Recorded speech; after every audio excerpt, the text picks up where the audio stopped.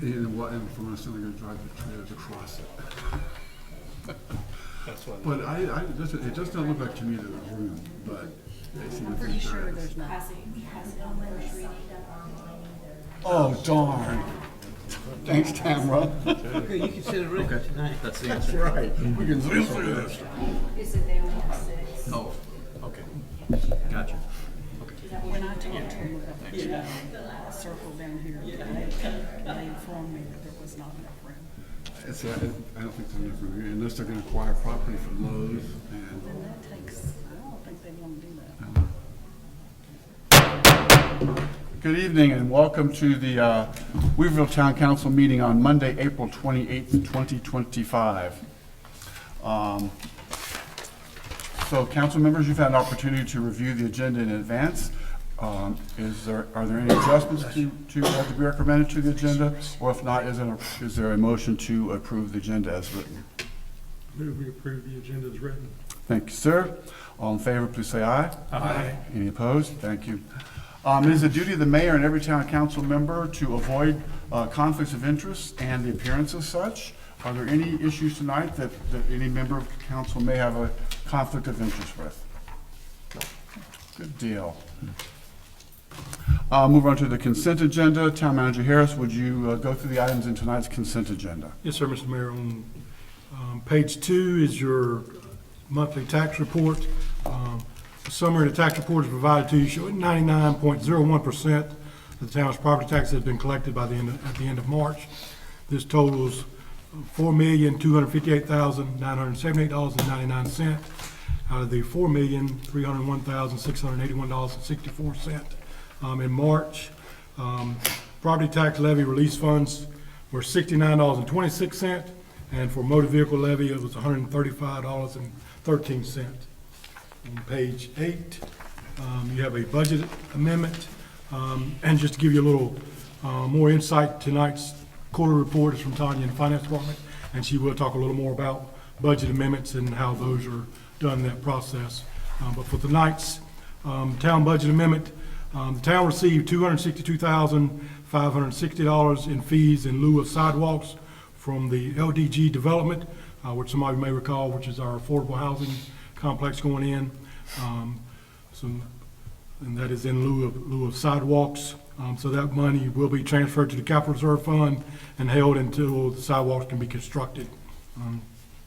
Budget amendment totaling $75,711 are needed in the governing body administration to cover expenses related to personnel changes, town manager contracts, and legal services. The police department received a donation of $30 from a member of the public.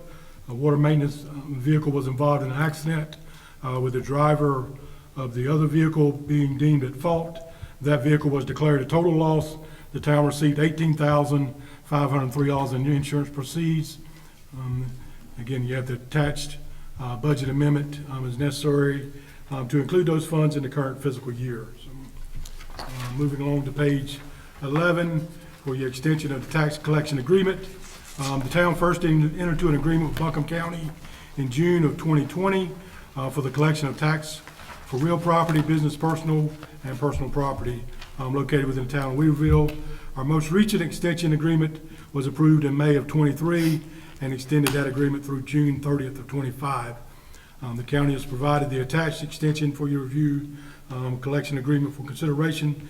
This agreement will carry forward the existing terms for the upcoming 3 fiscal years with an end date of June 30th of 28.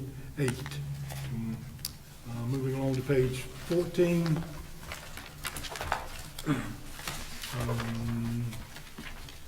The annual presentation of the town manager's delegated policies. In accordance with section 6, article 1 of the town's personnel policy, the manager presents councils and policies that have been adopted by the town manager and are allowed in personnel policy. You had the attached policy and procedure manuals to show the delegated policies are highlighted in orange. Just to give you an update, one of the things I continue to do is go through our personnel policy and see what is working and what is not working and where we can make changes. So in the future, there'll be some other policies coming back to you for review. Page 21. No, I'm sorry, I almost skipped that one. Getting on 16, a water commitment on page 16, reallocation. Town granted a water commitment for a 50-unit townhouse project to be located at 6 Pleasant Grove Road, dated 23 January of 2024. The applicant and developers indicated that the project is underway, but they have not yet started construction of the water system. The applicant and developer is requesting a 1-year extension of the water commitment on that above project. Conditions have changed, plans by a reduction of 43 units, and requested water usage amount has changed to 17,200 gallons per day, rounded to 20,000 gallons per day, on an application dated 17 March 2025. And as with the original water request, Public Works Director has found that at this time there is sufficient capacity within the town's water system to provide this project with water without affecting existing customers. Now moving to page 21. We have a minor modification to the Advent Health Project. Ongoing site preparation for Advent Health Hospital campus calls for the construction of several retaining walls. Because these walls are taller than 10 feet, a building permit is required from the county, therefore a zoning permit is required. The application and site plan for the zoning permit shows a minor modification specification to these retaining walls that staff has administratively approved as per section 1303. Changes to the prior approved development. In short, the number of retaining walls has been reduced from 7 as shown on the original plans down to 4. And with it being a conditional zoning district, those types of changes are required to come back before council. Moving to page 38, the code amendment, conditional district to set a public hearing. The current goals of the comprehensive land use plan, last updated in January of 25, calls for a continuous review of the zoning regulations. The goal was to give a number 2 priority, and has been the practice of staff to bring forth text amendments when difficulties are encountered. And attached, you'll see the difficulties described and related to the conditional districts. Council was asked to set a public hearing on that matter for May 19th of 2025 at 6 p.m. In the council chambers here. So, and that concludes your consent agenda. Thank you, sir. Are there any questions or comments regarding the consent agenda? If not, is there a motion to approve the consent agenda? I'll make that motion. Thank you, sir. All in favor, say aye. Aye. Any opposed? Great, thank you. Manager Harris, keep going with tonight's town manager's report. The manager's report, the first item you'll see on your manager's report is the Firehouse Subs Public Safety Foundation grant that was awarded to the fire department for a non-matching fund of $35,154.18 for the purchase of a Zodiac rescue boat with motor and trailer. And this is for our swift water team, and will be similar to the one that you have pictured in your packet there. But real quick, while I'm on that, let me kind of clear up some clarification as we talked about apparatus and boats and different things in the fire department, what some of them does. Because one of the questions in the previous budget meeting was with the rescue truck itself, responding mutual aid. That truck is primarily used in our district. The way I would, with everybody around us having rescue vehicles as well, the way I would clarify that is it's more a high risk, low frequency incident when it goes to the mutual aid. For example, if we're assisting Rims Creek rappelling down off the side of Blue Ridge Parkway, they're going to need additional personnel with different ropes and links like that. If you get a tractor trailer overturned on I-26 and it's in Woodfin's district or Barnesville or Jupiter, they may call us to assist them in that. So, but the primary response is still in our district, just to kind of, and I think I misspoke or misled you when we were talking about responsive apparatus. So I want to clear that up while we were talking about extra proceeds and equipment that the fire department uses. Moving along to the police department training and standards audit. Let me interrupt for just a Yes, minute, Sky. So they're gonna, the folks who helped us get this grant from the Firehouse Subs are doing a little presentation next Saturday, I believe? Yes. And so is anyone able to attend that? I will not be. When is it? May 3rd, Saturday? No, I'm the not sure what 4th on time. that Sunday, I believe it is, that Sunday. Sunday? Yes, sir. Oh, I'll Scotty, find out. if you can go, Scotty, we'll tell you when and where it is. Okay, all right. Anyway, But yeah, they're basically hosting like a touch-a truck, and the fire department will be participating in that on site as well, and they'll have all kinds of vehicles out there. It's a family-friendly environment for that. And again, they've been very generous in their donation all across this county. We weren't the only ones to receive that. So we'll take the opportunity to support them as we can, so. Any other questions on that, sir?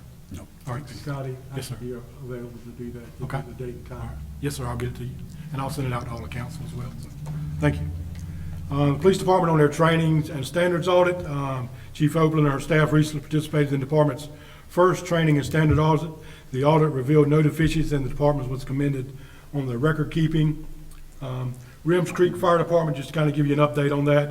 As previously mentioned, the Rims Creek Fire Department has had some changes in their leadership. We've continued to meet with their fire chief to discuss collaboration and partnerships in that area, providing staffing in their station.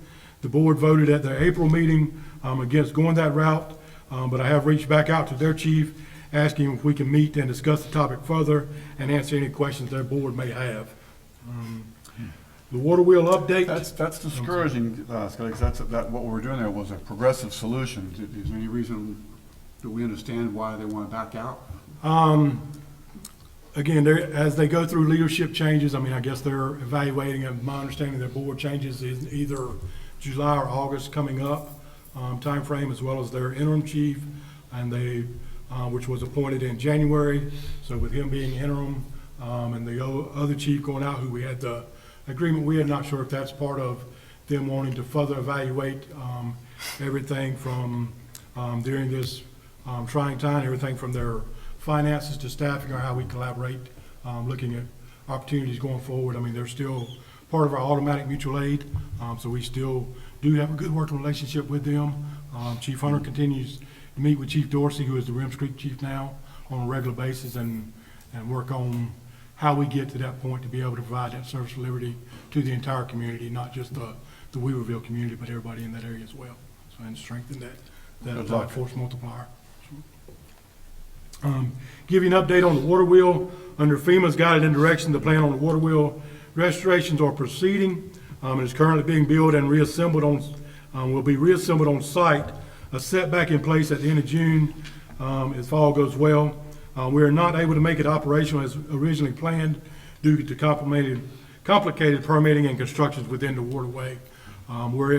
Basically FEMA's guidance on that is it's going to have to go for reimbursement purposes, going to have to go back pretty much exactly like it was when it came out and was damaged during the storm in order to receive funding on that. But again, getting to the or challenges where it sets in that waterway, it's more than just in the floodplain, it'll actually be in the waterway itself, so which brings on some new challenges. PPDR, the private property debris removals, we received approximately 20 applications for debris from Debris Tech, who handled our intake process. I sent Debris Tech the information that they requested on the applications that were approved.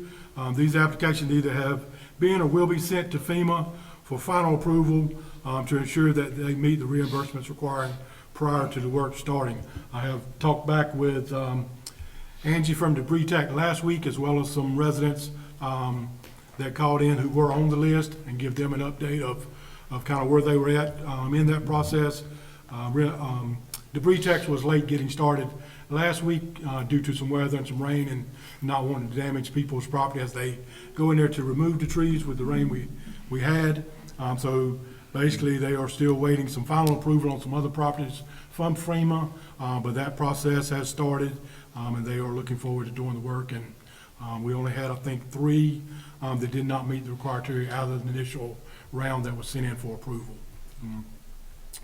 On the Arbor Day celebration, the town's Arbor Day event was held on April 10th in the Main Street Nature Park. Extend my gratitude to the tree board, Councilmember Cordell and Ms. Tamara Mercer for their efforts toward a successful event.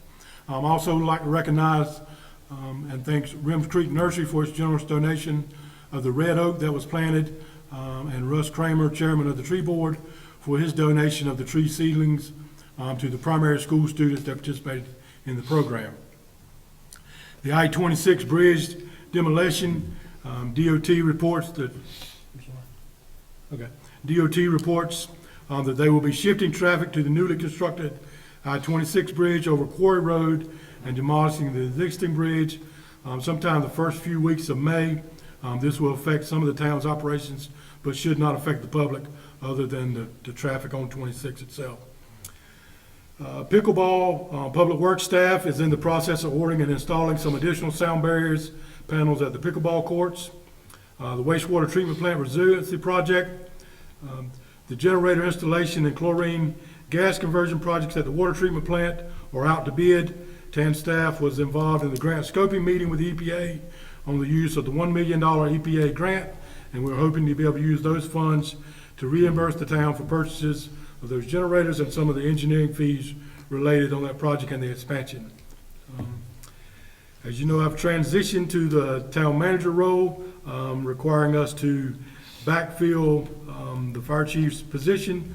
And if we will tonight, if we'll have Chief Hunter has been appointed as hired as the new fire chief. So if he'll make his way to the podium along with his family, his fiancee Shayna and daughter Audrey, if y'all will come forward with Chief Hunter, and we'll do the oath, and his family's going to do the badge pinning tonight. So.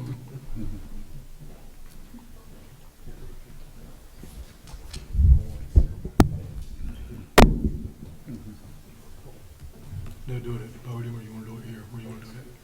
Okay, do it here so it's on camera. Okay.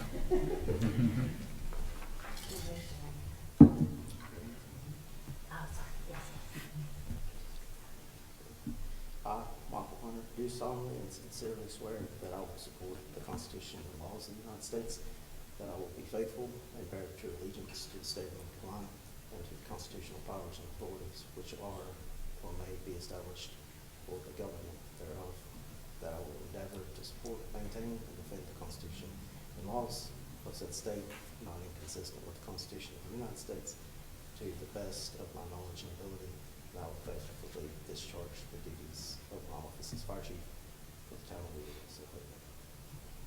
Thank you. I sign it after. Thank you.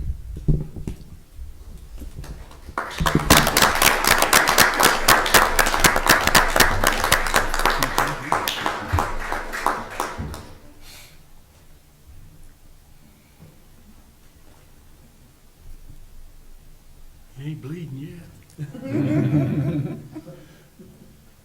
If it'd been the pen anyway.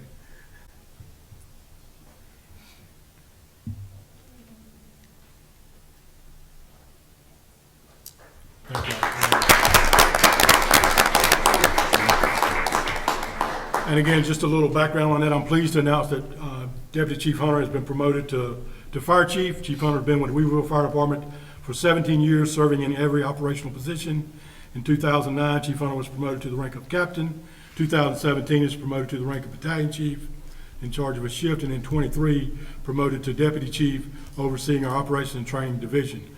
Chief Hunter has an associate's in fire protection technology, a bachelor's in fire administration, and is currently working on his master's in executive leadership with a concentration in emergency management.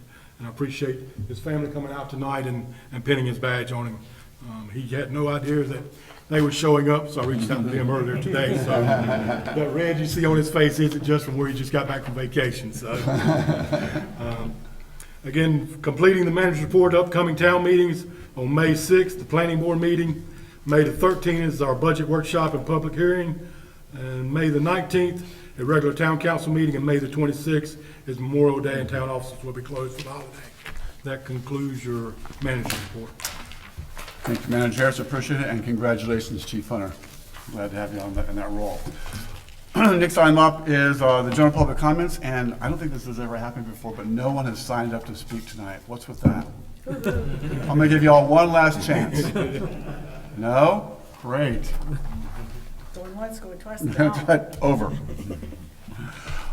Next, we're on item 7 on your agenda, which is discussion and action items, and the first item up is Helene Recovery Update and Community Input, and Rachel Sawyer from the county is here to give us a presentation.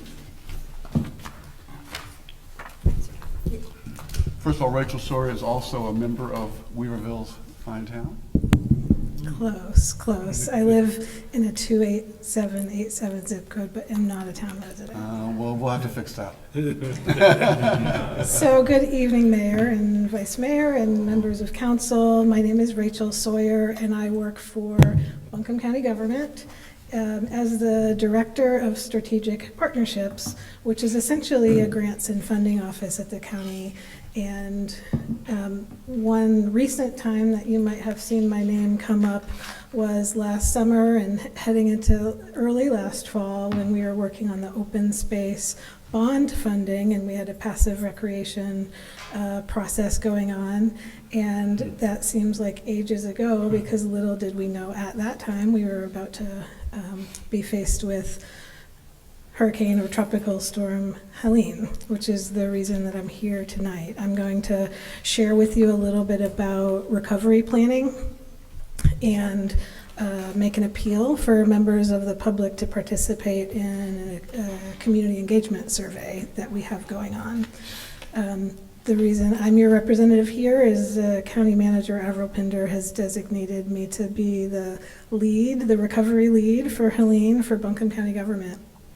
Before I head into the slides, I just wanted to reflect back a little bit. I heard Manager Harris referring to swift water rescues and mutual aid agreements, and it's been 7 months-ish since the event, and certainly as we reflect back, we're reminded just how massive and catastrophic an effort it was. And my point of privilege is really just to offer a thank you to the town and its residents and community for all of the support that you provided to residents and to the broader community.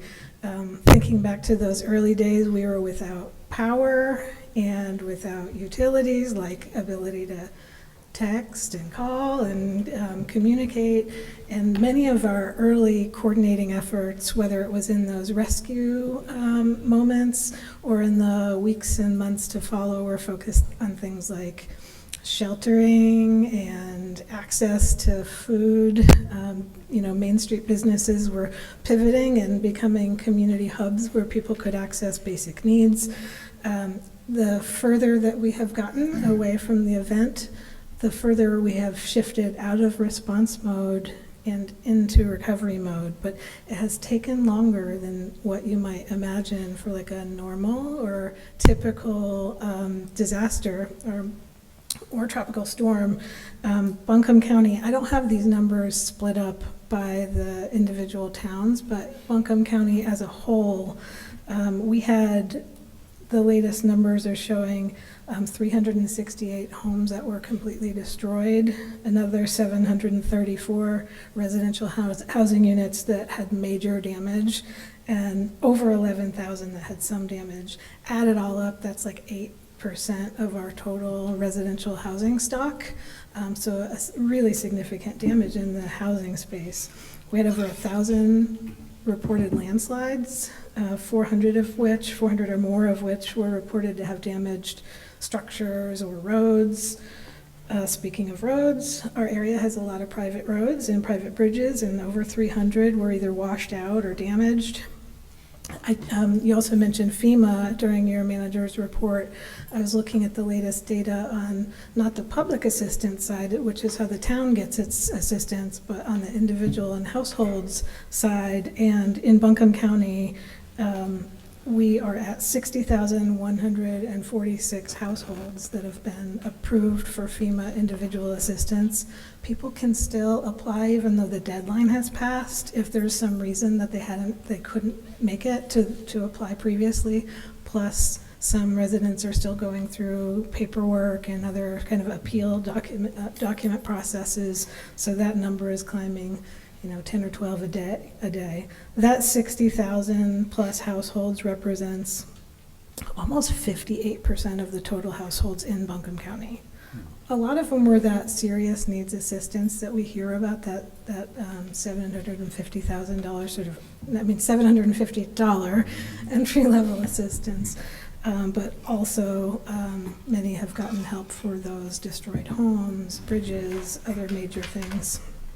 So that's just kind of a picture of thinking back the territory that we covered in Helene, and now we are looking forward into recovery. It's a best practice for communities and organizations to take on long-term recovery processes. If you're noticing that the slides on the screen don't look like the slides in your notebook, I will take responsibility for that. I think what you got was a copy of, and maybe what published in the packet was a copy of what I had shared with the managers last month. So the slides here on the screen are more for the elected officials and the public. But as a town of Weaverville or county of Buncombe, when we think about what is a long-term recovery plan and why engage in it, it really helps us organize how we assess what needs were left over, the impacts that were left over in the wake of a disaster, names what's important to accomplish, and articulates some projects that we would put forward, and ultimately helps us with our priority setting and hopefully with fundraising so that we can carry out the various projects to help residents and help businesses and infrastructure throughout our community get back to previous condition or better, building back in a more resilient way is one of the themes that we hear a lot.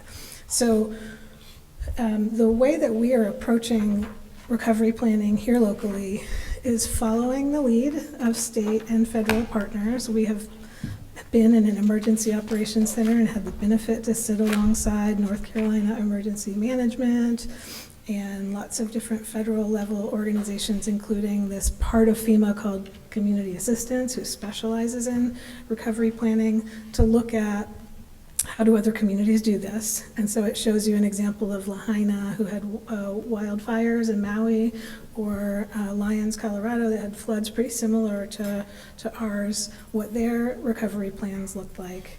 We offered an opportunity to the towns because we had been doing so much work together during the response phases.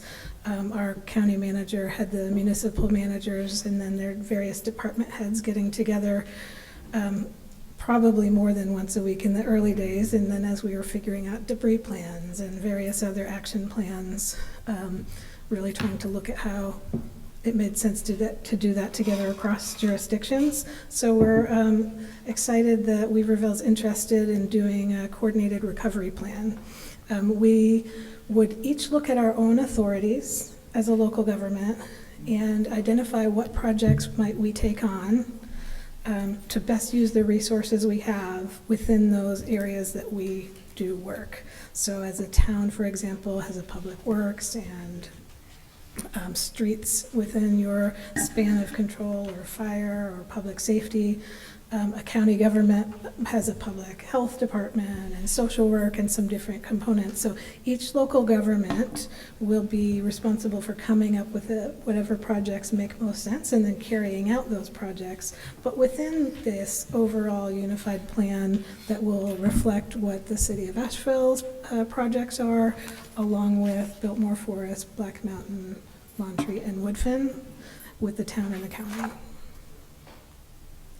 We are using the spring to reach out and make sure that we're hearing from the public.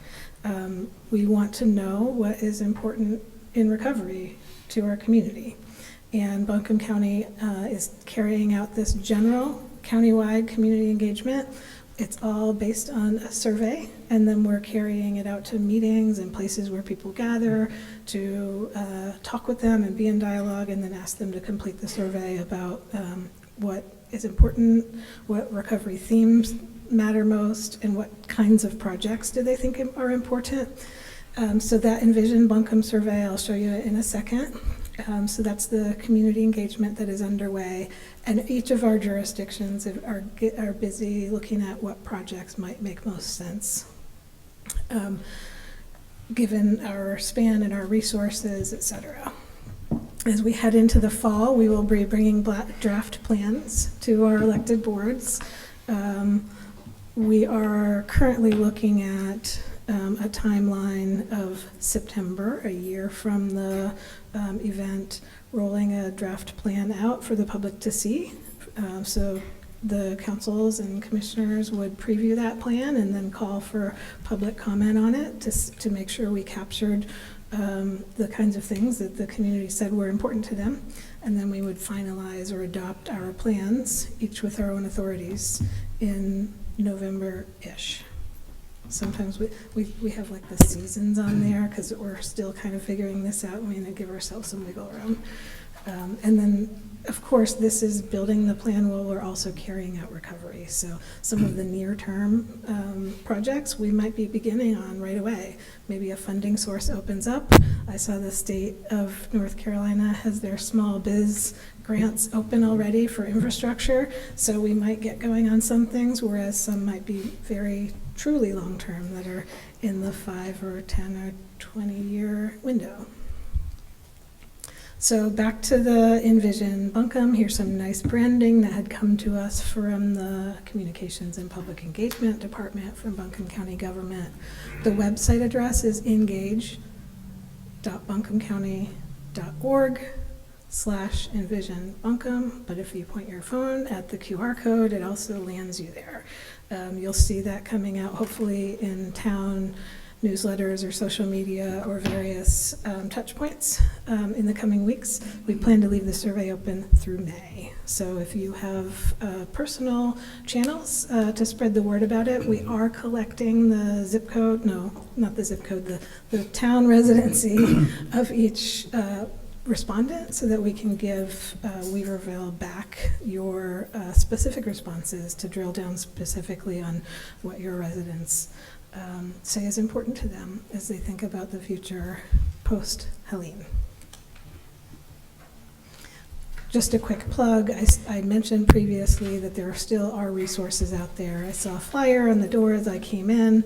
Buncombe County is operating a Helene Resource Center at the old tax office on Cox Avenue at the corner of Ashland. The address is 94 Cox Avenue. We also have a phone number, which is our One Buncombe hotline, which is 250-6100. Both the phone number and the center are open Monday through Friday, 8 a.m. to 5 p.m. And there are multilingual options for the survey. That's all, pending any questions. Any questions for Rachel?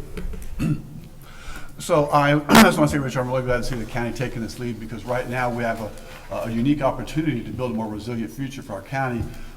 County's building a long-term recovery plan.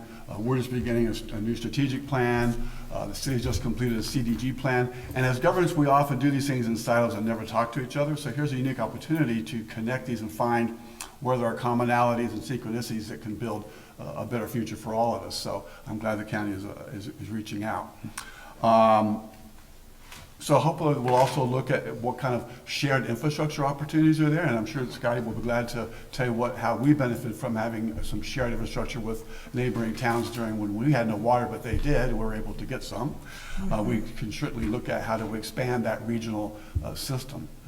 I'm also curious, so I'm glad to see all the governments are going to participate, but I know that there's other groups too, NGOs, for example, Riverlink is building a plan for riverfront redevelopment, and Mountain True is building a small area plan for Swannanoa.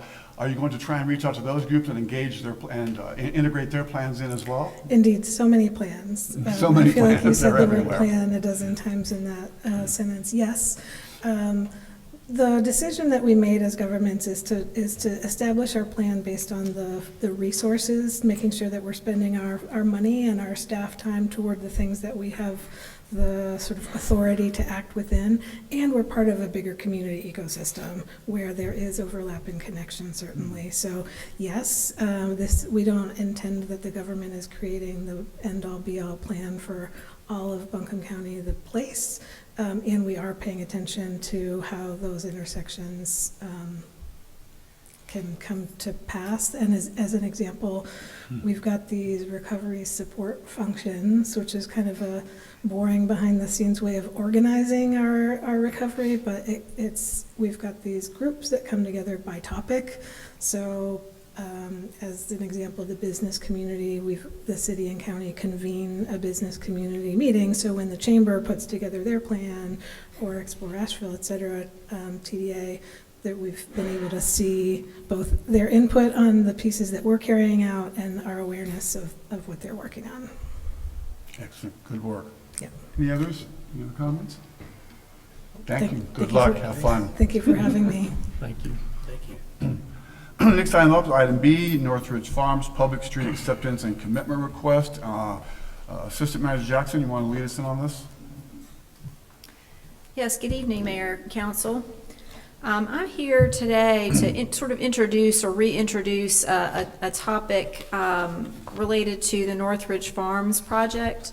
This is the large residential project that has received development approval from this board for the large acreage sort of at the south end of the Northridge Commons Shopping Center, south of Hobby Lobby. This Four Star is a developer, and they, back in November, I believe, purchased all of the properties that were originally part of this planned development. So they now own all of that property. And as part of that property acquisition, they also obtained ownership of the roads within Northridge Commons Shopping Center. That includes the main road being Northridge Commons Parkway. It includes North Crest Road, which is the road from the four-way stop up to Monticello Road. It also, I believe, includes some of the sort of the secondary tiered roads like Bettstrow Drive. So they currently own those, but they are private. Travis Fowler, who was the original lead developer on this, actually submitted a request to the town to have the town take over some of those roads. And Allie Seabaugh is here on behalf of Four Star, and she took a look at that request and modified it a bit. And so now what is before you is sort of an introduction of the concept of the town taking over the main roads, the main existing roads, which is Northridge Commons Parkway and North Crest Road, plus some of the main roads that they contemplate within the development once they're built. And the reason that this is important, obviously, they're in design right now, and if, based on the regulations that Town Council put in place, if you want, if a developer wants those roads to be taken over and made public, they need to do that on the front end, so they know what standards that they need to be built to, and just as importantly, they know, it tells our staff what inspection levels we need to do with those roads. And so they're here today wanting to sort of start this conversation. I know back several months ago when this was first brought up, there were some impediments to this, some challenges, obviously.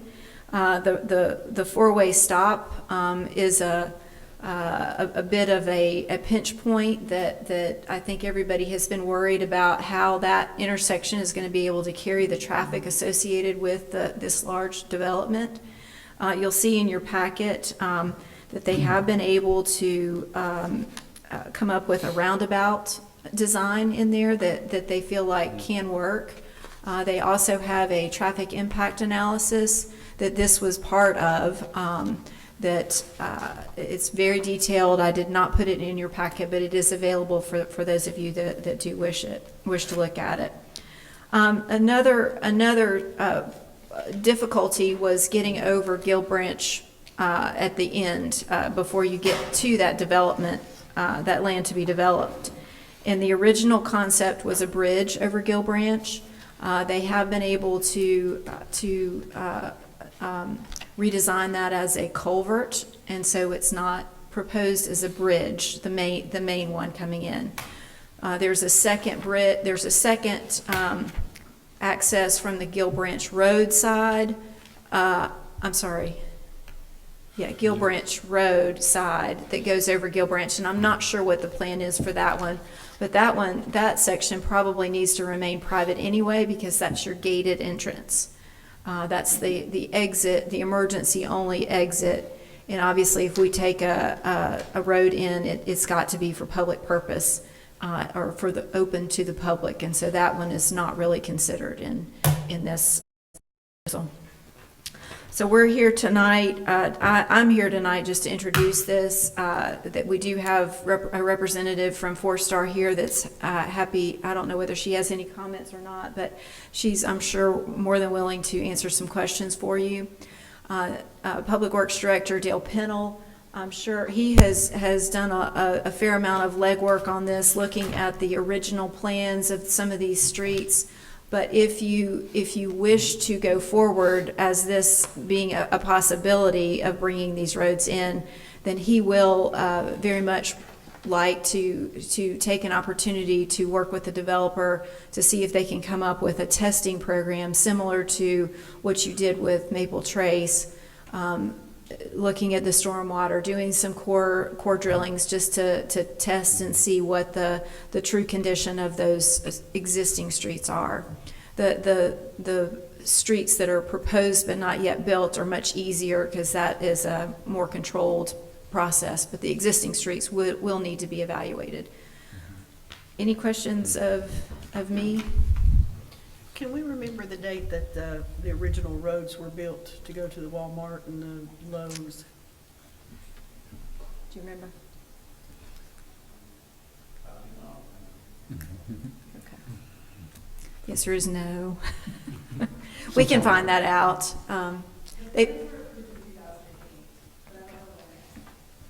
Did you hear that? The plans were approved in 2008. The question is when they were actually constructed, and we don't know the answer to that.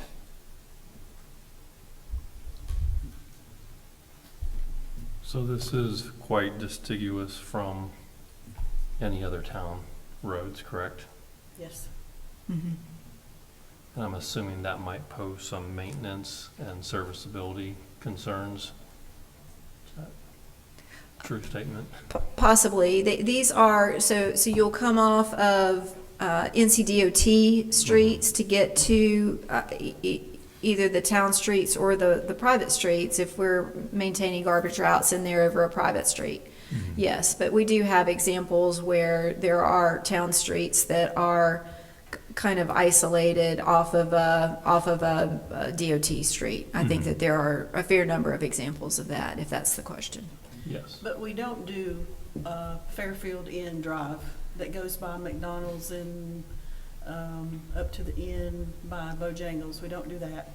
We don't do the road that goes between the two shopping centers where the Subway is that goes up to the care facility. We don't do the road that goes up to Publix and around behind where the bank is, Wachovia.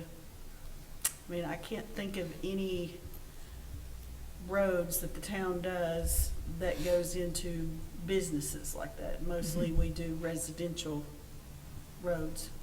And after sitting on the DOT board for the past couple of years, I'm pretty sure that that is not big enough for a roundabout. I mean, granted, you can take more land from different places and probably make it bigger, but a roundabout has to be big enough for a 53-foot trailer on the back of a transfer truck to come around it. So this one is a little bit of a unique design, and I hope that either Mr. Pennell or Ms. Seaball will correct me if I'm wrong, but this is a smaller roundabout design, and it's instead of a planted median in the middle, it's just a curb. And so this would allow like a fire truck to essentially go straight over it instead of going around the curve, the curve of the circle. They could either bump two wheels up over the curb or drive straight through it. Well, I'm sure to Lowe's allow that many smaller. trucks delivered every day. Mm-hmm. So Lowe's trucks would be going right over it just like a fire truck. Yes. It's to stop anybody from doing that. Yeah, I mean, it sounds dangerous to me. What could possibly go wrong? It couldn't be worse than the four-way stop there is now. Right. I don't know. That This sounds was- worse. This was a design that I think that the traffic impact engineers or traffic engineers came up with, and I'm sure if you would like, I'm happy to share the full analysis or report with you.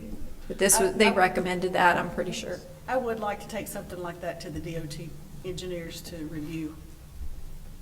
Yeah, because it sounds pretty dangerous that some trucks, big trucks that could kill you, can go straight across the middle, but little cars have to go around a circle. What other questions? So, I don't remember the name of Travis Fowler's company. I do remember working with Travis quite a bit. So Travis Fowler's company did make a request that we would take the roads within the development. Is that correct? Both within the development and within the shopping center and within the proposed development. Yes, that was First Victory. They did submit First that Victory, request. that was it, yes. But we, council took no action on that request at that point. Is that correct? Yes, you held, knowing that a transfer of the development was actively happening, and so we were waiting for the current developer, the new developer at that time to really analyze that and make sure that they wanted to proceed with that public street commitment or what they wanted to revise it. And in this case, they actually did want to revise it because they removed some of the secondary roads from the shopping center, from the request.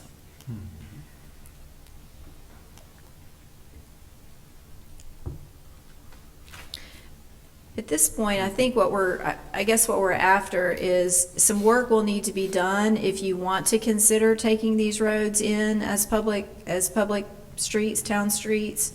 And so we're trying to get a consensus. Is there enough of a consensus that you want us to keep working on this? Or is the consensus at this point that you do not wish to proceed on this project? If that's the case, then we can stop those efforts and know that those roads will just remain private. Well, what is the advantage to the town of taking them over? In the let's specify the residential. Let's just forget about the roundabout. But what advantage to the town would there be to take over the streets of the residential area? Mr. Pennell may have some. What's coming off the top of my head is that you know that you've got a good quality street that's going to last for a while.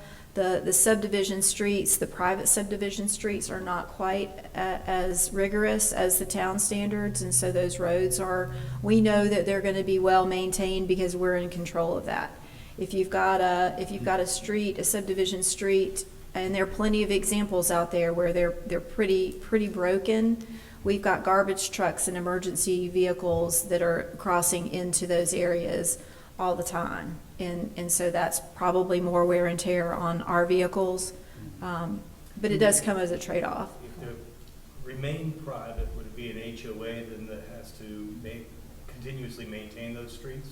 We would have no control over that. It's up to the HOA to how vigorously they're actually maintaining those streets.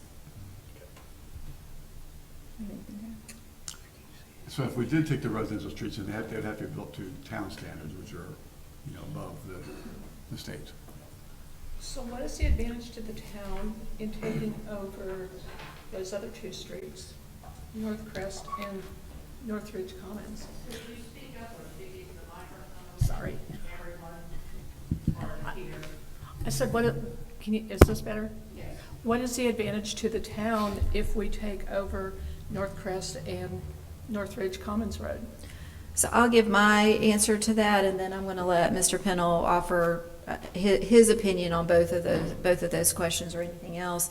I think the big advantage, if you wish to take them, is that it does give the town a seat at the table to control some or have a voice in how traffic flows through there.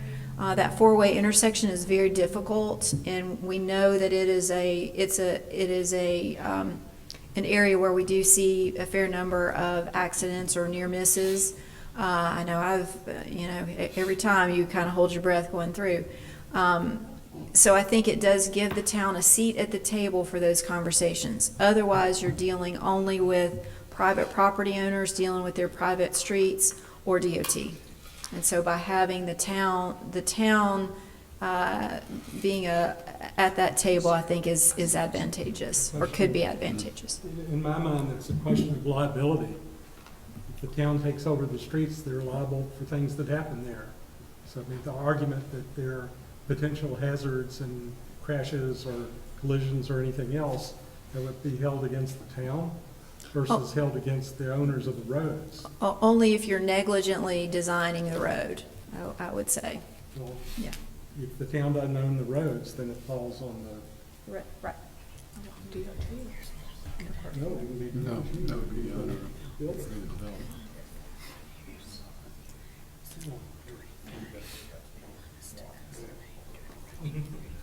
Good evening, Mayor and Council. Couple of comments relative to the questions that you answered. One is, we would not recommend in any way that we take over any roads within the proposed development of Northridge Farms unless there's a public road connecting those roads to another public road. What we would not want to be in a position to do is to travel from DOT, the 2570 or the extension of the boulevard, on a private road through Northridge Commons shopping center, and then traverse those private roads to get to public roads. Because we'd have no control over what is done with those roads, the condition of those roads, the maintenance of those roads, and so forth. So and we don't have that situation anywhere in town right now. Every road that we maintain as a town is accessed from either another town street or from a DOT road. So that's one factor. The other factor is the DOT roads, and I appreciate the update on the date, were probably built around 2009, 2010. So that's 15 years of age that they've experienced. And as we've discussed before, 20 is sort of the point where you are beginning to have some maintenance. I've ridden those roads like everyone has, going to Hobby Lobby or Walmart or Lowe's or Home Trust, and right now they're in relatively good shape. There's no issues like I've found with other roads before. These roads are in good shape. At one time, we were trying to repair a town water line on Northridge Commons Parkway, and we thought it was, and we have town lines in town easements throughout the entire development. And we thought this was one of them. It turned out to be an irrigation line, but the only way we found out was we excavated and down through about 11 inches of asphalt to get to the stone, that then we had to go through that to finally get to a water line. And that was an irrigation line. It wasn't our line anyway. But that road has withstood 15 years of considerable traffic to date. When you think about the number of tractor trailers that have been to Walmart or have been to Lowe's or the other stores there as well. So there's certainly some very considerable thought that needs to go into exactly what you do and how you do it. I'll leave it at that. Anything else I can answer? So we normally pave roads every 20, 25 years? Depending on funding from council. Right, I agree. And it's a but- shame that we didn't have funding this year, but I'm anyway. sorry. But yes, what we do is, every couple of years, we do a complete assessment of all 20 miles of our roads. We rate those roads depending on potholes, cracking, utility cuts, a number of factors, and give them a number. And 100 is a perfect road, and if you have a road that's in the very low numbers, that means it stands to be on the next list. And we'd like to be able to pave 1 mile of road a year, and that would be every 20 years we pave 1 mile, and the math works out perfectly. The last roads that we paved were more in the 25-year range, and some of those needed extensive reworking to bring them up to our standards. what got me to asking that question is because if this was approved or designed in 2008, and I know we built in 2010, and I'm sure we bought things at Lowe's, and so if this development's not finished for the next 4 or 5 years, so let's say 2030, so from 2030, 2008, that road's definitely gonna be 20, 22 years old. You know, half of its life's definitely gonna be over. I mean, that's a conservative estimate, if I think about it. Well, it would certainly put those existing roads within the shopping center area, right at that 20-year threshold that we like to maintain. But of course, if we were going to consider this, you would be doing testing and drilling and whatnot to determine if that road needed to be upgraded before it was brought into town. That, if the decision is let's move forward and see what condition those roads are in and see what condition the storm drainage system's in, then yes, we would have a very good feel for what we need to do to go forward, whether it was, you know, they've been well maintained, they were built very well to start with, and so we might get more than 20 years out of them, then that's certainly a factor for us to be able to ascertain. It seems like if this is a possibility of considering, then having some testing would be a good baseline for us to make an informed decision on. But I do have some reservations about taking any of it on. Yeah. And it would be interesting if if Catherine could get a little evaluation from MPO, would be helpful information as well. Especially about the circle, because that feels dangerous, very dangerous to me. I think the question about what's in it for the town, what's the benefit to the town is a valid question, because you're asking to make planned budget for councils that are going to be in session when we're not here anymore. And they're going to be going, how are we going to pay for this to bring them up to standards? So I have reservations about it as well. Well, one of our other council members before us, you know, he used to always say, you know, if the public is not going to use those streets, the general public, then they shouldn't be town residential streets, because the general public's not going out there running up and down. That's really just the people who live in that area. And I think 3 years ago when we first started talking about this development, that was one of our biggest concerns, is because at first we thought it was going to be a gated community. And then once we figured out it was not going to be a gated community, he told us it was still going to be private roads, but that they were not going to be going in and out that back gate except for emergency situations, because a lot of what we were hearing 3 years ago was the people who do live on Gill Branch, the small little tertiary road. So I guess after dealing with this 3 years ago and then now again, I'd be glad for it just to stay the way it was originally approved. I'm curious, I know that, First Victory, is that the correct name? So First Victory had acquired other lands along Gill Branch Road as well as the site that's indicated here. Were those conveyed to the new developer as well? I believe all of those tracks were. Yeah. Hi, I'm Allie Siebel. I work for 4 Stars. So we did buy the property back in November. There are some other properties, kind of as you're coming into what is the development that you guys approved, that First Victory, or Travis has a bunch of different companies. Yeah. DKF, I believe, is the company that has retained a few of those tracks. So there's 5 altogether, and he has retained 2 of the 5. So he has plans that I'm not sure what he's going to do there. I've heard talks of a storage facility and some other maybe larger residential lots, but I'm not positive. Okay, so you got the original site plus 3 of the additional 5 pieces. So that original site is 5 total parcels that you see outlined there. And so he retained 2 of those, and I now own 3 of them. Okay. I'm sure he has some plans. I'm sure he does. He always has plans.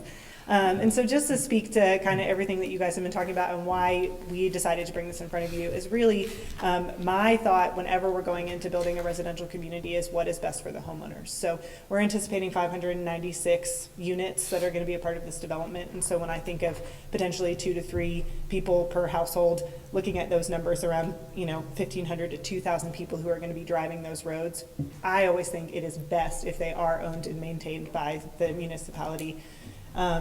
I know Jennifer spoke to the HOA, so we always do build into our HOA covenants that there is going to be money that's going to be paid in order to go into reserve fee to come back and fix the roads. But ultimately, that is 10 to 20 years down the line, where then the homeowners vote on how they want those reserves to be used. And so if they're like, we don't really care, that's, we don't want to worry about the roads, that just is when you start to see your neighborhoods deteriorate. And unfortunately, at that point, that's when the developer is long gone and, no longer has a say because we're not controlling that anymore. So that's why we originally looked at these roads becoming public roads. If you guys decided that it's best they stay private, that is not an issue. We do have things in place where we can, establish funding in order to be able to take care of them, but just knowing how highly trafficked that's going to be.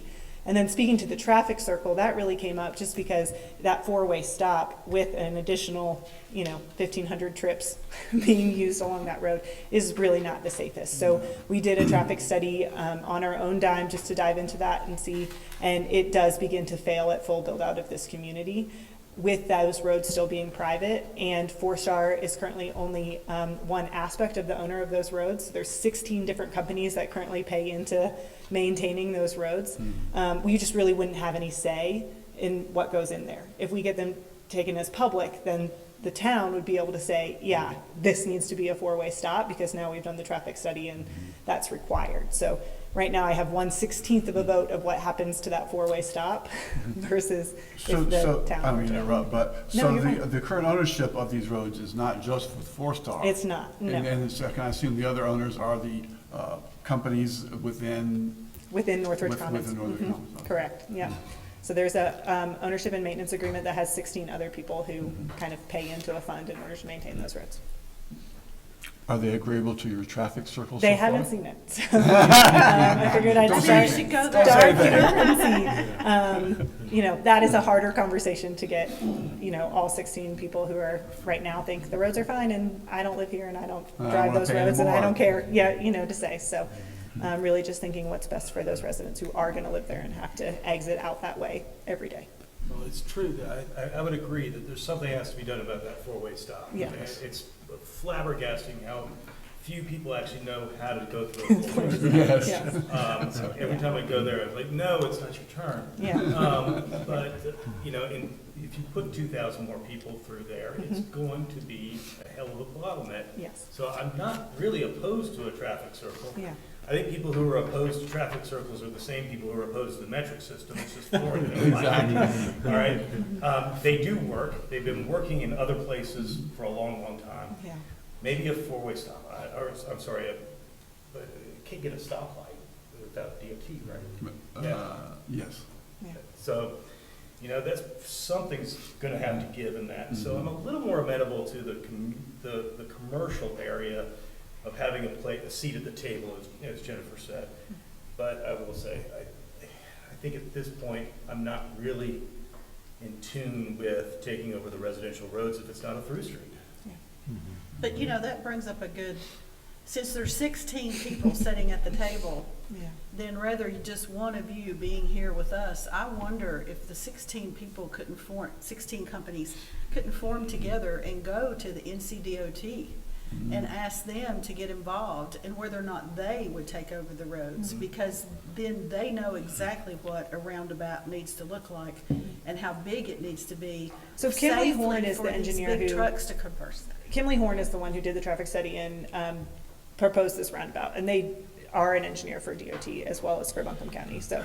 But, I find it really disheartening that somebody would design something for big trucks to go straight across and little cars to go around in a Yeah, circle. I'm not positive, I know they looked at it and they were actually surprised because they originally didn't think that a traffic circle would fit there, and whatever the terminology is, something with a 90-degree radius that they fit in there, they said it fit perfectly. So I think the ability to go over would just be in an emergency situation.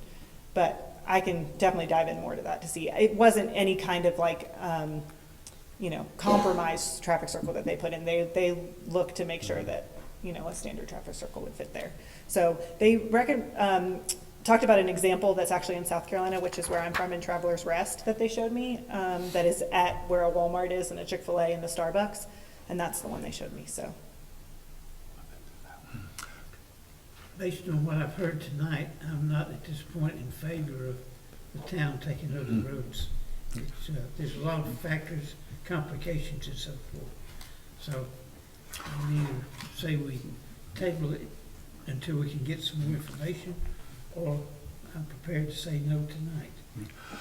So I'm curious, what are the chances of getting DOT to take over these roads? I don't know, we haven't entered into that conversation, but I think Because it's. if they were DOT roads, that would solve our problem of connecting city roads to city roads. Mhm.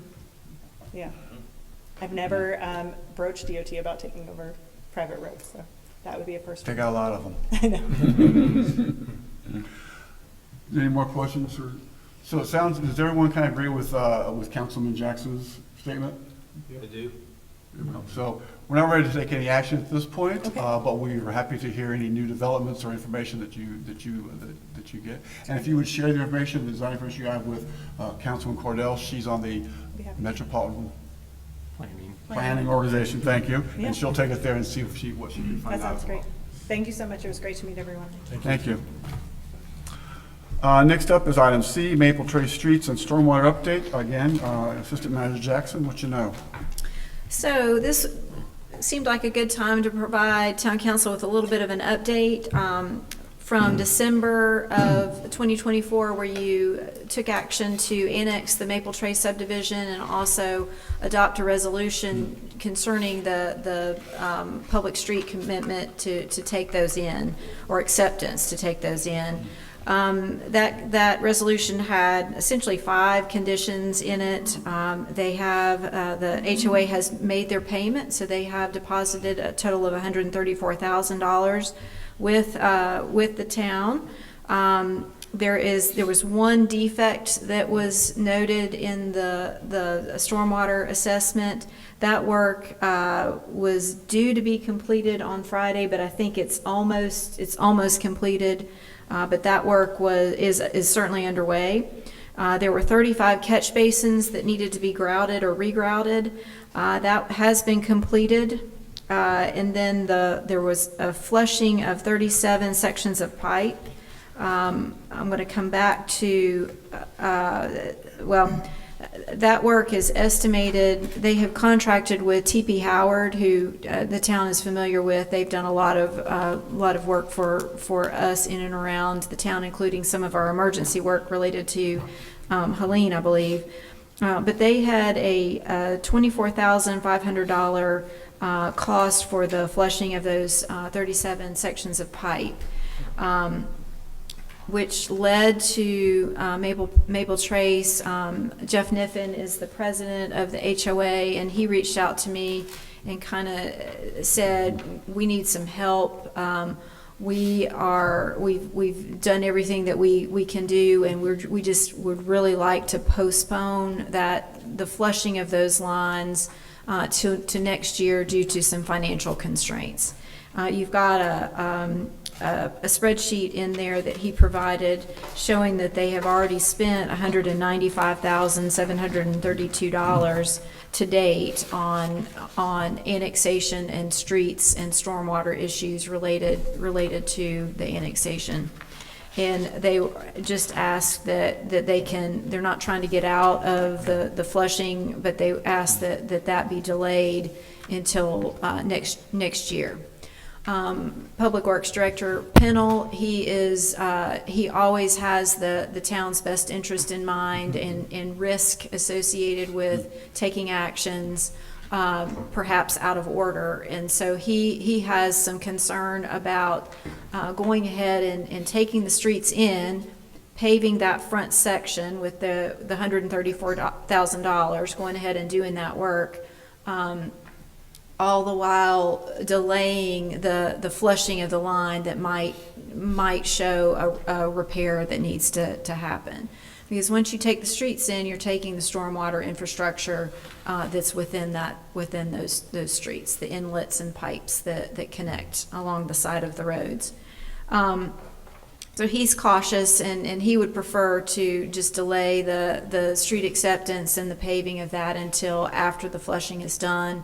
Town Manager Harris and I understood the sort of the dilemma that the HOA is in. They've spent almost $200,000 of their residents' money, and right now they really don't have anything except an annexation ordinance to show for it. And so I think they would prefer to go ahead and have the roads accepted. Let's get that front section paved on the promise that they will do that flushing and any repair work next year. Did you want to say anything? Or just to answer your question? No, I mean, the flushing, you know, if you'd seen those. Like I said, we spent, you know, like I said, close to $200,000 already on this, on the annexation and doing everything that we were required to do as far as the testing and so on. As far as the catch basins, we got all those done. That was like, you know, we got that done also, and everything else that the town required us to do, we have done. And we spent a lot of money on this, like I said, close to $200,000. The flushing itself, okay, is they wanted about $24,500 due to flushing, which seemed like an awful large amount of money to have that done. And we were thinking, well, you know, it's probably because with everything else that's been going on with the, you know, with the storm that we had in the fall and stuff like that, that they've probably raised a lot of their costs on that. The second thing is we looked back at the amount of debris that are in those pipes. It's only like 5, 10, 15%, if that. I mean, it's very, very little. And so with all the other rain we've had, a lot of those are probably cleaner since we did those tests. But I don't see that as, that should be really, you know, hold this whole process up at this point, just those flushings, where it's not going to cause any kind of disaster as far as having 5% or 10% of maybe sediment, you know, from what was washed down the streets into those, and we got the catch basins, so nothing could leak in there, that we go forward and get this paving done. I mean, you can understand all the homeowners, the 134 homeowners, you know, when I go to a meeting, you know, I've got to explain where all our money's gone. And like I said, close to $200. Yeah, we are proud to be part of Weaverville. You know, there's no question about that. We love the garbage and the recycle pickup. I mean, that's terrific. You know, they're cutting our cost of water. But people really want to see more. And I just can't see this flushing holding up, getting that front area paved for us, you know, with everything that we've done so far. And we've come, you know, and agreed and done what the town has asked us. And we're just asking them, hey, just give us a break on this one. We will get that done right after the first of the year. I don't see what harm it would be by not doing it right now. Appreciate it. Thank you. What question, do y'all have any questions? I guess I have one question or two questions. One, Jennifer, when will the town see taxes from Maple Trace, or will that not happen until we do this? This year, the next The following year. tax bills, yep, FY '26. And then my other question is actually for Mr. Pennell. Is this a paving year for us, Dale, or would this be a one-off? Because I know we get a better deal when it's actually a paving year.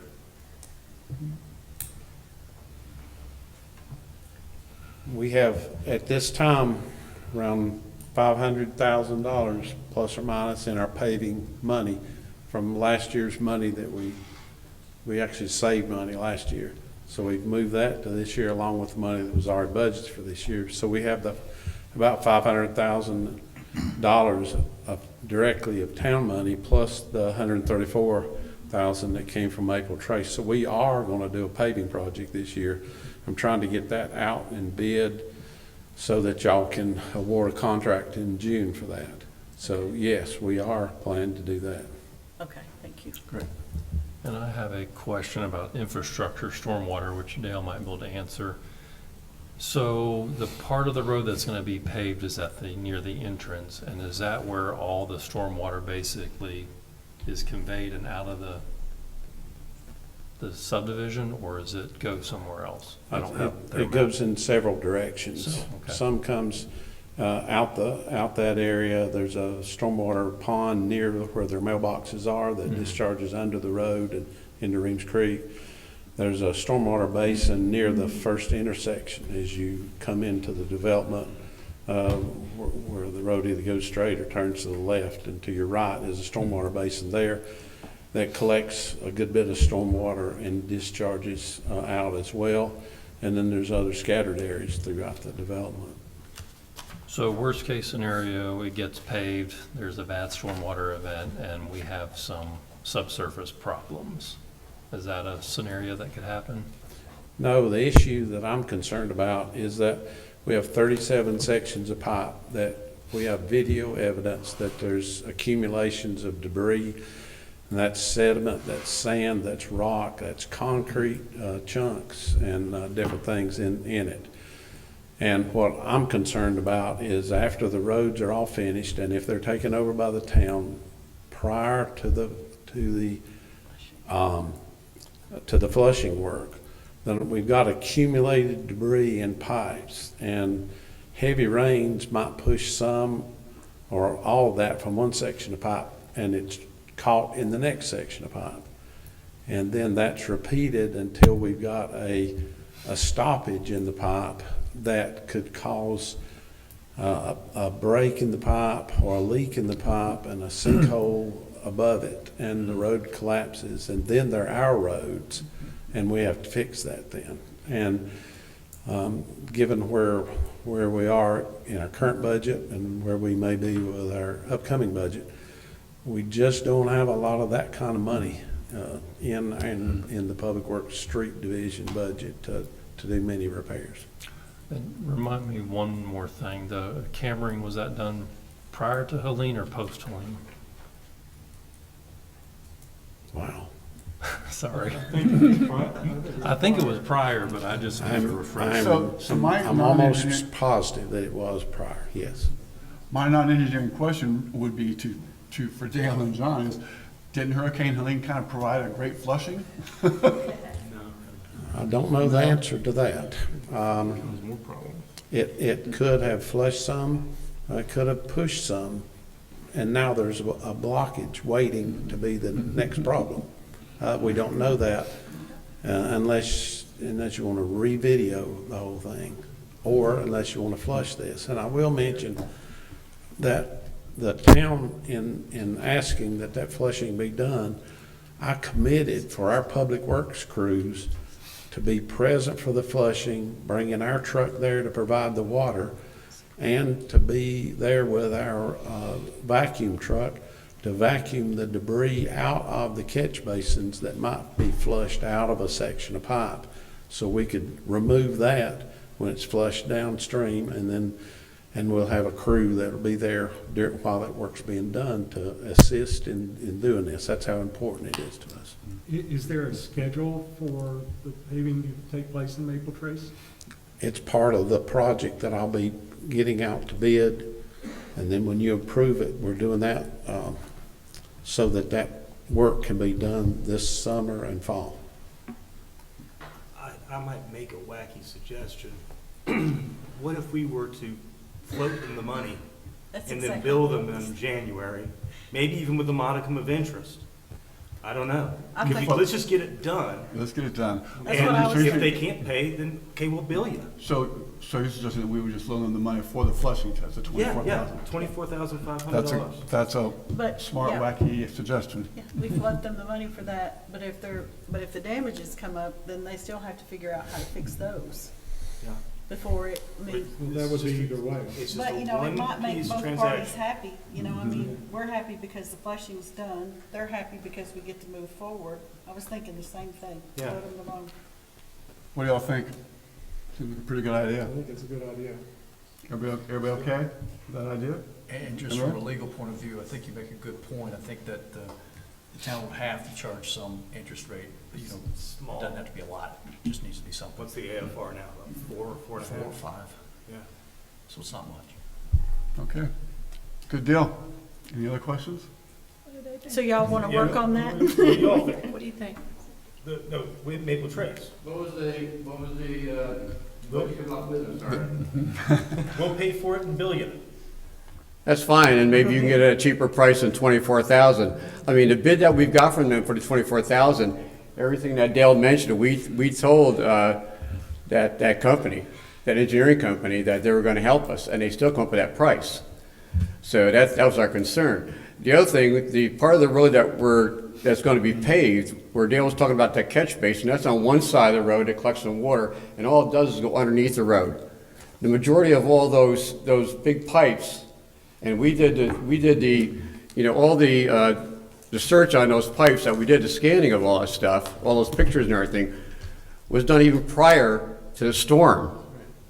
So I think if there was any real problems with this sediment or anything built up there, I think we would have had it with the storm by now. And there again, you know, it was only 5 or 10%. But the section of the road there's one other catch basin, and that goes underneath the road on the other side. All the main pipes, there's 16 that he's talking about, are in the main part of where the homes are that go into the main pond. They don't even go down to where the road part that we're asking to be paved. That has nothing to do with all those, majority of those pipes. So we're just trying to get this done for you by saying. Yeah, I mean, that's fine, and maybe you get a cheaper price. We'd be more than willing to do that, but we'd pay you next year, yes. Okay. Everybody good? Yeah. Excellent. Smart suggestion, Councilman We have McGuire. any more So what comments will- from staff? Yeah, Mr. Mayor, what we'll do based on this is we'll revise a resolution and bring it back to you. Excellent, thank you very much. Excuse me. Next item is 7D, the non-discrimination ordinance, and you all recall a couple of months ago, we voted to approve and develop a non-discrimination ordinance. Our attorney, Mr. Frew, luckily has simplified and shortened the original version that we had, and I'm going to turn it over to Mr. Frew now to explain that. Thank you, Mayor, Council. As directed several months ago, we went back to the drawing board with a non-discrimination ordinance and bring you, specific to Weaverville, ordinance that prohibits discrimination in places of public accommodation and in employment. I surveyed all the local governments in the state that have non-discrimination ordinances, and I found that the Buncombe County ordinance was by far the most complicated and lengthy. So now we're down to 3 pages plus a signature page, so it's much more down and to the point. Just a few things that the public might need to be aware. I mean, what's a public accommodation? So that's a place, facility, store that opens itself up for the public to come in or offer services to the public. A public accommodation is not a religious organization or the activities of a religious organization, and it's not a nonprofit, fraternal, or social organization, so it's not a private club, which offers its facilities and services to members and their guests. So what this ordinance really does is focus on conciliation.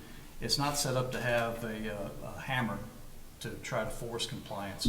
There is no criminal penalty involved, and if a complaint is substantiated, what the town would offer is a right to sue letter. You can go ahead and bring your private cause of action against the respondent and try to get relief yourself through the courts. What this does is it avoids the courts altogether, and we have take several swings at conciliation efforts.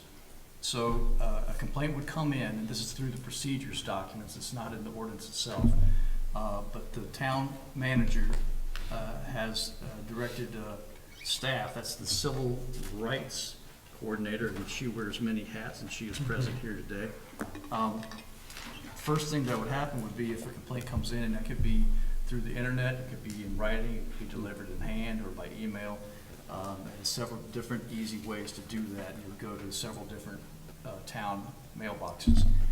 The first thing that would occur is that the clerk would take a swing at it and make sure that the complaint is complete. All the sections of the complaint form are filled out. that is signed, and it says under penalty of perjury. We want to make sure that people are not trying to bring something or make a mountain out of a molehill. We want to make sure that it's a serious complaint.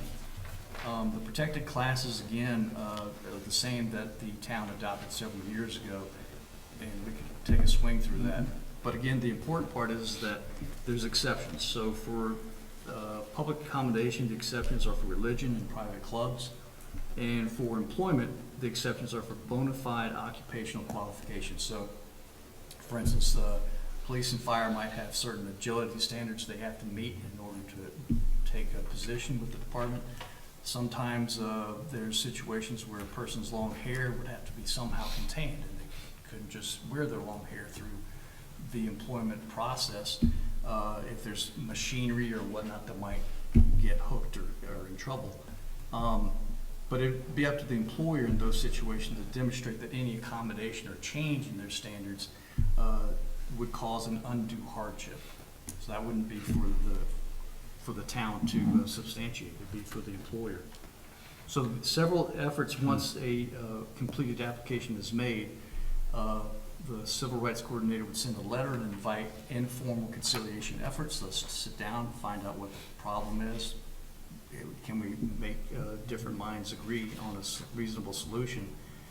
If that does not work, then we have communicated with the mediation center in town. They would have a formal mediation process, and the town wouldn't be privy to how that process is resolved, except that we would just ask, is it resolved or did you reach an impasse? And that's really all the information that the mediation center could supply. It would be as if any lawyer in town filed a lawsuit and the judge requires you to go to mediation. But those are confidential, so that's between the parties. Hopefully they can work something out. If that does not work, then they'd take it to a staff review. That'd be the Civil Rights Coordinator again, would look at the complaint, any answer by the respondent that may have been filed, and just try to make findings and report that back to the parties. The parties may not be happy with that decision. If they're not happy with that decision, then within 15 days, the complainant or the respondent could file for request an appeal, and that would be heard by a panel. And I don't know if you're on that panel, but you are on that panel, the town manager, the attorney, and chief of police. And that'd just be, wouldn't take witnesses, it wouldn't be a formal, it'd just be look at what's the record, what's the complaint, what's the response, what else was submitted, and try to get that done. So again, at the end of the day, if the complainant is not happy, or if they find that the complaint is substantiated, they get a private right to sue letter, and they would be able to proceed on their own. So again, there's no enforcement mechanism built into the town. But the town manager is recommending, I think, $3,000 for mediation fees at the mediation center, which the town would agree to take those costs. That would cover, I think, 6 such, if they made it that far. So if there's any other particular questions, I'll be glad to try to answer or get a pinch hit from Ms. Jackson if need be. Does anyone have any questions? Would someone like to make a motion to take action on this item? I'll move that the ordinance amending town code to prohibit discrimination in places of public accommodations and in employment be adopted as written as amended. Thank you. All those in favor say aye. Aye. Any opposed? Thank you. Good work, folks. Appreciate you. Next item up is. Yes, ma'am. Yes, thanks for shortening it. Good work. I wanted to add just one other commentary on that, we talked about adding Jennifer as assistant town manager, and we've wrung our hands over the NDO about who's going to police it. Well, this is perfect. We have a person, we hired a person. This is exactly what we're doing. I mean, this is why we do it. There you go. Good solution. Mm-hmm. Thank you. Next item up is 7E, budget discussion. We've had a few meetings about the budget, and tonight you have an opportunity again to voice any comments or recommendations to the town manager. But I'd also like to remind you that we do have a workshop on May 13th, which will be devoted mostly to finalizing our budget. Are there any comments or recommendations you want to make to the manager at this point? Okay, save them up for May 13th. Moving on to item 7F is a quarterly report from Planning, Planning Director Eller.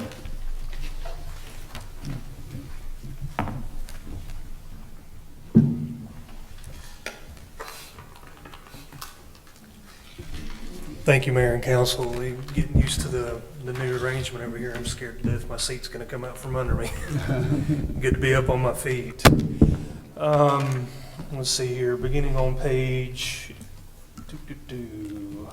81 of your packet, that is correct. You'll find the cover sheet, and then on the following page, you'll find the Planning Department quarterly report for the first quarter of calendar year 2025. Hopefully these numbers are self-evident, but I will pause for a moment before I take the opportunity to speak to you about Senate Bill 382 to ask if you have any questions about any of the items contained in the staff report. Seeing none, hearing none, moving right along to Senate Bill 382. Portion of the Disaster Recovery Act of 2024, more commonly known as Senate Bill 382, significantly alters the ability of local governments to downzone a property. What is downzoning? Do you further limit the development potential of a property? Do you increase the setback? Do you lower a height limit? Do you prohibit a use from a zoning district? These would be lessening the development potential of a property. Now, Senate Bill 382, which has been enacted and is currently law, it doesn't say that you can't do it. It says that you have to obtain the consent of the property owner. So let's just imagine a hypothetical situation that I'll make up on the fly. If we, the royal we in this case, decide that the front yard setback in the R1 zoning district should be 35 feet instead of 30 feet. You've absorbed another 5 feet of a property owner's property, therefore lessen the development potential of that property. We would have to obtain the consent of every single property owner in the R1 zoning district in order to make sure that that text amendment is actually applicable. Highly unlikely to occur. What I see as most problematic moving forward is if we enumerate a new use, something that we haven't encountered yet, something that we haven't considered. We inject that into the table of uses and we prohibit that in a zoning district. You would have to acquire the consent of every single property owner in that zoning district. Unlikely to happen. But again, this is current law and we are obligated to follow that. That being said, back in February, staff was able to attend some webinars and things of that nature to better educate ourselves on what precisely this means moving forward. School of Government at this point in that webinar, answers to most of those questions are, it is unclear, it is unclear, it is unclear. We don't know. Go get sued so we know what to tell everybody else. Right. That being said, given that we have no choice, we did take a text amendment to the Planning Board in February based upon a text amendment that would be required based on this bill. At this point, there have been a House bill and a Senate bill filed that would alter that. Right. And those are included in your packet of information as well. So in our conversations with the Planning Board that night, we decided we're already here, we've already done our homework, let's go ahead and get the recommendation that, again, we don't have a choice on at this point, but let's just put it on ice because this may change. And that is still the case now. Just wanted to let you know where we were there, and I'm happy to answer any questions that you may have, and hopefully I can be a little better than it is unclear. So, fire away. You don't have any questions about HB 382? Perfect. So this is an unfortunate bill, another unfortunate attempt by the state to limit what local governments can do. I will say that I have had a conversation with Senator Mayfield, who introduced one of the bills to do away with it. She feels very positive about it. She's apparently gathering a lot of support, so let's hope that she's going to be successful in ridding ourselves of this. we wish her best in her. There you go. Her success is unclear. Any other questions? Any other questions for Mr. Eller? No. Thank you, sir. Thank you. Up next is 7G, quarterly report from Finance. Finance Director Dozier.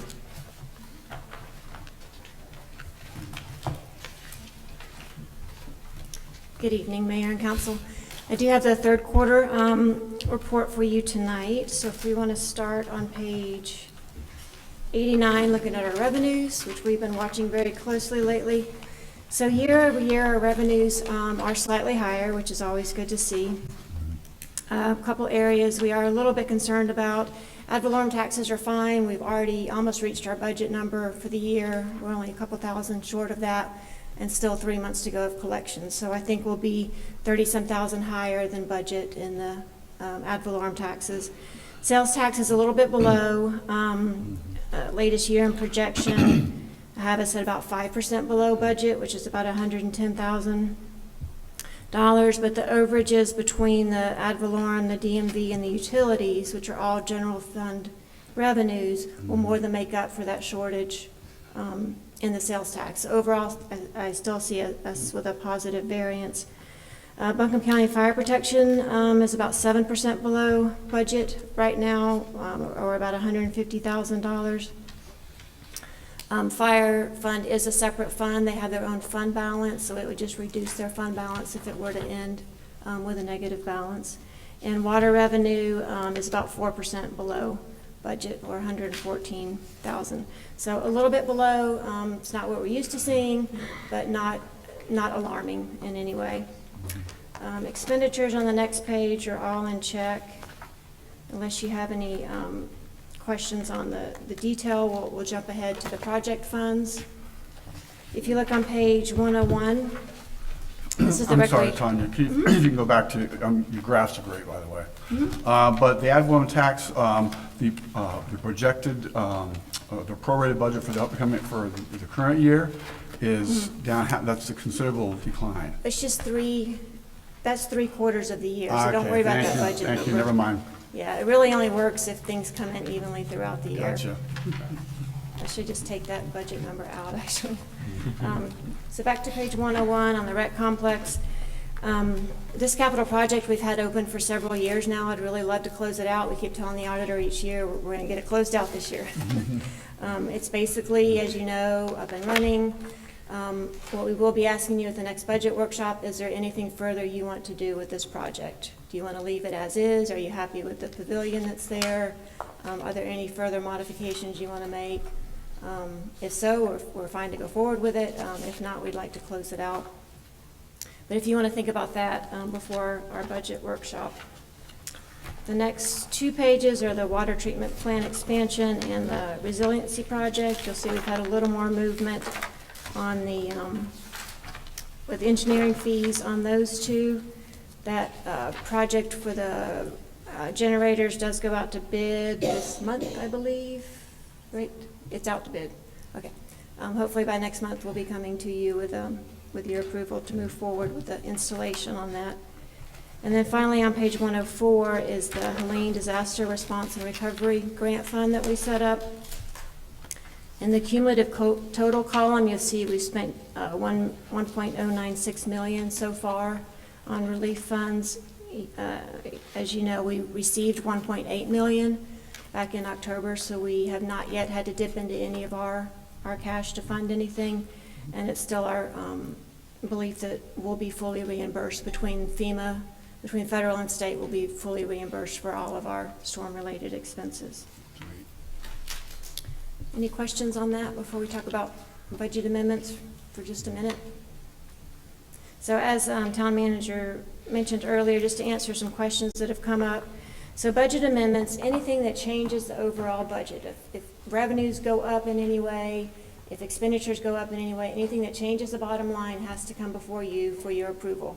We can't spend $30 donation that the police received without you approving it, put it in the budget before we can spend it. What we can do is move money around within each department. And actually, on the budget amendment you have in your packet, that bottom section, section 12 of the budget ordinance, that very bottom section of these budget amendments you see, explains that the town manager has approval, has authority to approve movement within a department. Anything between departments has to come to you for approval, and nothing can be transferred between funds without your approval. But as part of the budget process each year, we go line by line through each department. We look at where we are, where we expect to end the year, what we think we'll need for next year, and that helps us budget for the coming year. And then usually by the fourth quarter coming up, we'll see where we have overages, where we're short. And then the department heads will make requests to the town manager to move some funds to cover. Sometimes they'll hold off on things that might be really important but not super critical to fourth quarter, because some years we've had vehicle maintenance, unexpected vehicle repairs can be sky high. If we don't have the funds, then we're coming back to you to ask for a budget amendment to pull from fund balance. One year, if you remember, we had 2 HVAC units go out here at Town Hall. We recently paid, I think, $17,000 for a hot water heater at the fire department.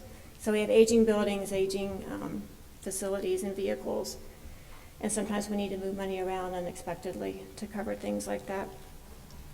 And then, of course, as you know, any funds unspent at the end of the year revert to fund balance. So on an average year, I would say about 5% of our general fund budget, or about $500,000, and that's where revenues have come in higher, where expenditures are below budget. That's going to revert back to fund balance. So that amount usually can be used in the next year's budget and still keep your fund balance unchanged. Does that make sense? It made good sense. Questions? I can Everybody answer. get it? What kind of hot water heater costs $17,000? I was gonna say, what, yeah, those have fancy water. One heaters. that's suspended up. I don't know. Yes. But I had to rent a lift to bring in there to get to the water heater and everything else. It was a challenging job, apparently. So, I mean, I can assure you, you're not any more floored than I was when I saw that view from it, so. That must be a big tank. And any purchase, anything over $1,000 requires a purchase order, which town manager has to approve and the finance officer has to approve. Any questions? Thank you for that good explanation. Okay, thank you. Our last item up tonight is 7H, a quarterly report from the Community Center and Community Center Director Desario. Is up?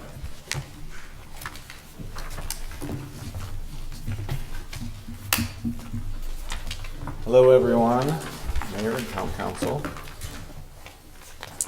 I also have some additional material just to hand out for you guys to look at.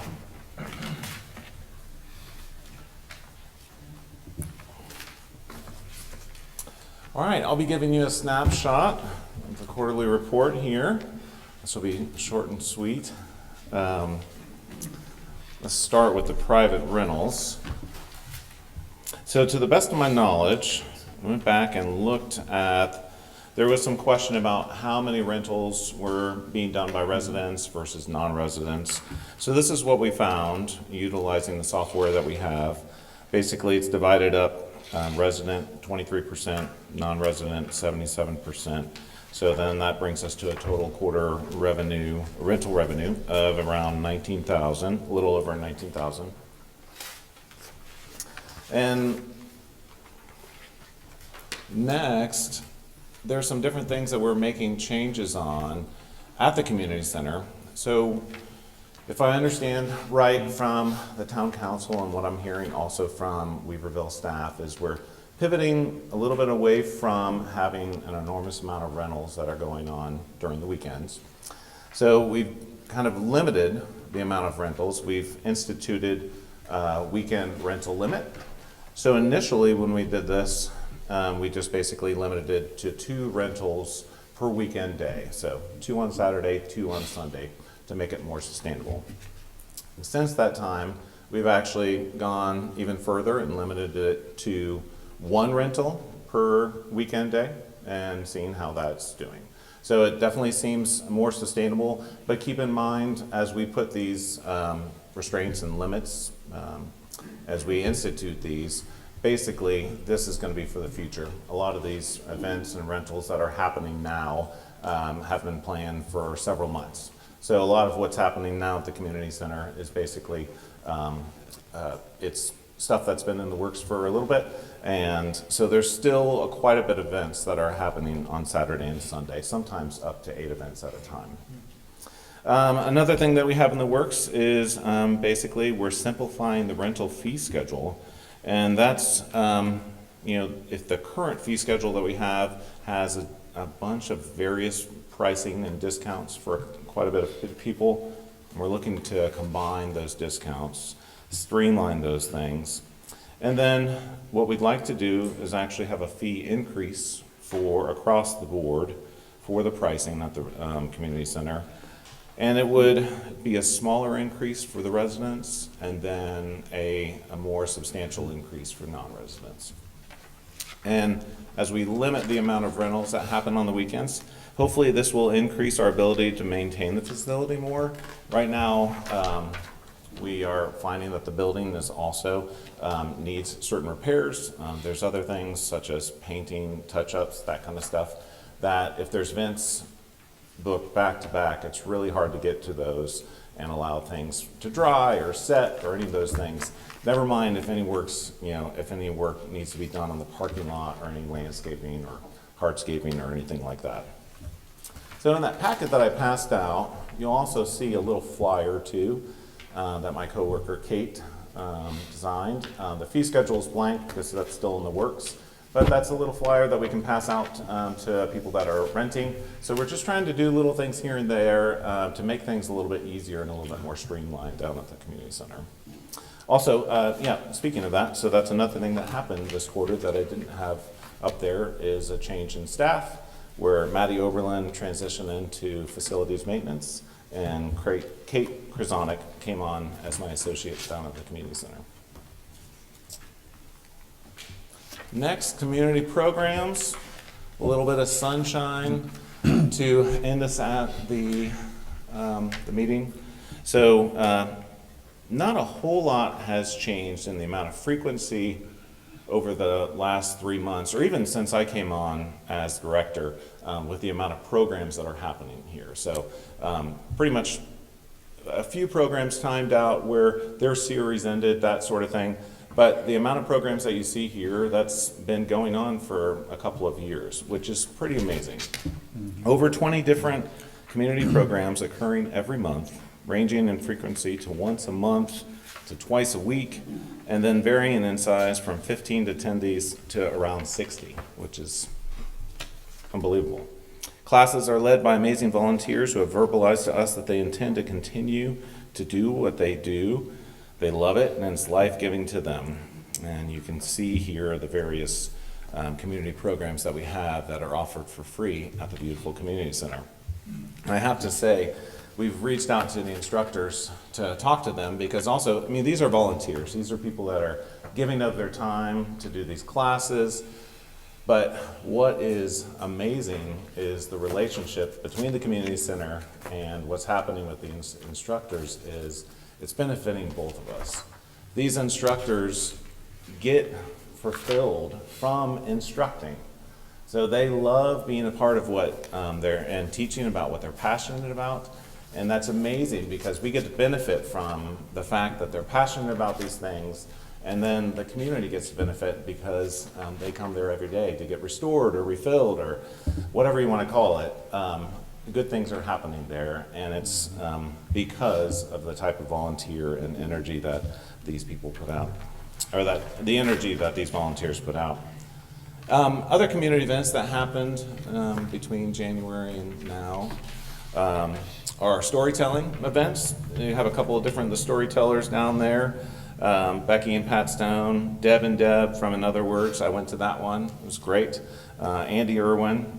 There was 2 theatrical performances, mostly in her words by the Artisan Players, and then A Trip to Bountiful by Third Eye Production. And then we also had music on the Knoll, which happened. That's the John Henrys, and then also Underhill Rose. We had a show scheduled for January, but that was canceled because of ice. So, and that same person, I think it's Chris Rosser, He's actually been scheduled for the summer series, so. What's in works with the community center is because these instructors are so passionate about what they're doing and their classes are so full, we've asked about expanding some of their programming. And then it works in our favor again because a lot of these programs happen during the workday. So if people are wanting to attend an exercise class at night, it's not necessarily available, but there are several instructors that are now open to doing some evening classes as well. So we're trying to expand our net a little bit to allow people that are still working to take some of these classes too. And additionally, we're utilizing Fridays particularly with an intent to begin family programs or classes like toddler time, story time, crafts, movie night. And then we're just kind of adding some what I call cozy touches around the community center, some welcoming decor in the building, plants that are easy to relocate for people that are renting, and then a community board for the attendees to utilize to post stuff if they need to. And then also we hope to get a chalkboard that welcomes people with inspirational quotes or something exciting like that. The next thing that we have is I've reached out to several different school art teachers, and we are looking to institute a rotating gallery within the community center. So as you walk in to the right, there's a hallway that goes down to the kitchen. On the left, there's quite a few feet of bare space. So we've basically put a line there, and we're going to utilize that as a rotating gallery to feature artwork from all ages. Specifically now I'm going to start with some of the school artwork from a couple different elementary school teachers and then middle school teachers that have offered to put in some work that they thought was exceptional. So we'll keep the work for a temporary amount of time and then give it back to the students. So you can see here, there's just a couple different pictures of some plants, the community board, and then I put some pictures up. There'll be more full than that, but that will be where the rotating art gallery is. And that's it for me. I know this is my first quarterly report, so if there's information that I'm not giving you, please let me know. I'd love to fill in the gaps next time. Does anyone have any questions or comments for Mr. DeSario? Are Fridays going to be available for rental, or are we trying to block them off completely? We're trying to block them off currently.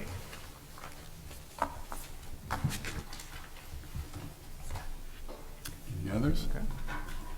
Thank you for a very positive report. Appreciate it. Yeah, absolutely. Thank you guys. Is there anything else that needs to come before this board this evening, y'all? Mr. Mayor, just one thing regarding your Touch It Truck program. It'll be Sunday, May the 4th from 11 to 1 at Firehouse Subs. So Sunday, May the 4th from 11 to 1. But I'll still send you something out, but I went back through my emails, looked at it, and that was one of So I got to tell you, Glenda Weiner, who's the owner, invited me to come on the 3rd. That was probably a trick on her part. Is there anything else? Then we're adjourned. Thank you. Did you say 11 to 1?